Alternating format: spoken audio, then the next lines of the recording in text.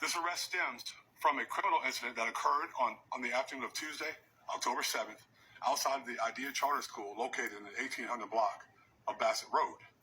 Erica McGriff, a habitual traffic offender with revoked Florida driving privileges and a parent of an Idea student, illegally parked her car in an intersection and left it running and unattended.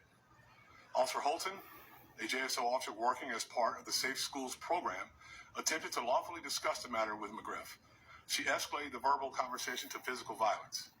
She violently resisted Officer Holton and eventually punched him repeatedly and bit him with such force that she left a bite impression on his forearm. Gibson and another woman pending arrest were originally spectators. Ultimately, however, they violated Florida law themselves by harassing Officer Holton and failing to provide him with a 25-foot area to safely detain McGriff, and after he gave them verbal warning to get back. They did not comply. Because Officer Holton was outfitted with a body-worn camera, his interactions with McGriff, Gibson, and others on scene were recorded. So I'll share that footage with you now. And additionally, a spectator on scene recorded part of the incident on a cell phone.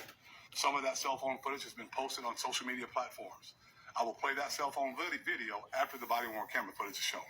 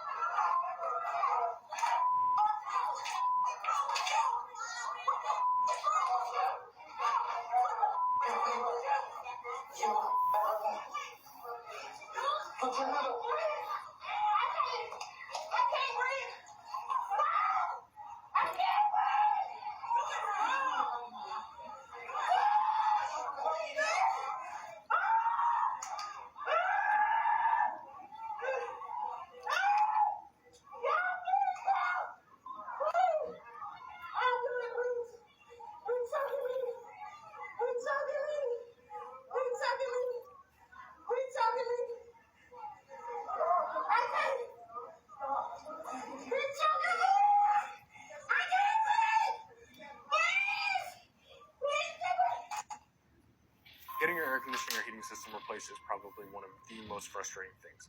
It's sudden, it's a big expense, and I got hit with a medical bill recently, and I did not have enough money to pay for it. But a friend of mine mentioned that she got this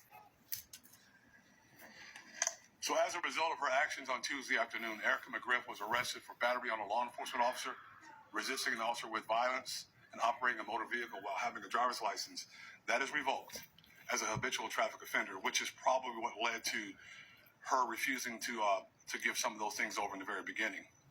These charges are all third-degree felonies, each punishable by up to 5 years in Florida State Prison.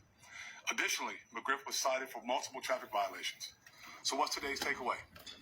If you violently resist our officers, if you punch them, if you bite them, you will be arrested. If you crowd and harass our officers or any first responder after a verbal warning, you will be arrested. JSO will always hold accountable those who violate the law. But this entire episode reaches beyond even law violations. It speaks to the breakdown of a civil society that are some in our community not only quietly accept, but actively promote. So beyond breaking the law, these adults committed these acts in front of vulnerable and impressionable school children. These adults modeled and normalized for school-age children not only breaking the law, but also lying to the police, violently resisting the police, punching police officers, biting a police officer, and harassing a police officer, and encumbering a police officer. Officer Holton was simply doing his job. Disappointingly, this negative modeling had direct consequences here. Currently, there's an active pickup order for a juvenile for making threats to shoot up Idea Charter School because of this incident. So JSO will not tolerate those who violate the law and victimize our officers or any member of our communities. These jobs are tough enough without all of that. So we reject the flawed theory promoted by some that this type of unprovoked violence is shown to police officers is somehow justified. I ask every member of this community who enjoys the privileges of a civil society, one organized by laws, to reject this flawed theory. No one is above the law. No one should be hurt or hinder a public servant doing the work that is a critical function to our community. So now I'll take any questions that you all may have. Yes, sir. He was in a patterned shirt. Yeah. Umbrella that Yeah. represented the Alpha fraternity. What was that? He's one of the school administrators. So if you'll see, the school administrators were there trying to keep everyone back. And largely, in my opinion, they helped keep that officer at least with some sort of comfort level while he's engaged with that individual. Where were the individuals in the video that were violating the halo? So there was an older lady wearing a pinkish red shirt. I believe at one point she used an expletive and said she wasn't even worried about the 25 feet. And then there was a young girl. You saw her come in later after things started wrapping up a bit. You saw her come in later and grab the phone. She was one of the ones that was standing there with a lot of the chirping that was going on. The one who got the phone. What happened to that person? She's going to be arrested. Also, you say the officer was doing his job. He followed all the JSO's training. Yeah. So the first thing we do before we even do this stuff, before we bring it out here, we look at it. We send it to our experts, our use of force experts, to look at everything that he does in that process. And he followed the rules. He followed the laws. It's shocking to me that you square up to fight a police officer just maybe when you're going to get a citation. You're probably going to end up going to jail because it's a third-degree felony for a revoked habitual traffic violator license. But it's remarkable to me that you're willing to stand up and go toe-to-toe, which is, I can't understand that.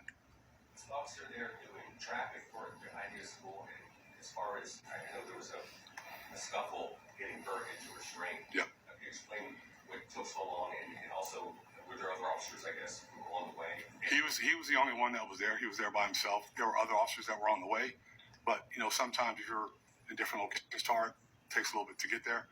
He was, I believe, I didn't speak to him directly. I believe he was trying to hold her until she kind of gassed out, and then eventually you saw, put her hands behind her back so he can get those handcuffs on her. She was saying that she couldn't breathe. It was kind of hard to tell what exactly kind of. Yeah, I'll give you a test. Jake, I'll give you a test. Go home and let your wife choke you and try to talk. You can see, you can hear whether someone's their airways being blocked or you can't talk. She could breathe. He was using, if you look underneath, you can see that his hands weren't even knotted together where he was pulling. He was just holding her to make sure that he could keep control of her. And it's pretty obvious he didn't want to go too far. He wanted to make sure he followed the rules and made sure he did this the best way that he could. And I commend him for that. The hard part is this is not an easy job. and it's not getting any easier. Now, we all volunteer to do this, right? We want to do this because we love where we live. It's not an easy job, and it's making it more difficult when police officers come out here and try to affect the law lawfully and do the things that we're supposed to do, and then you get surrounded like that. It's dangerous. Anything can happen. So we want to make sure that we let folks know as part of a public service announcement that if you do this and you're asked not to do it, you're going to get arrested, because we're going to review it. You're going to get arrested. I care about this community being safe, and I care about the police officers that work here being safe, which is very important. You have to have some comfort level that you're going to know that you can go out there, take care of your job, and go home safely. So we want to make sure people understand that.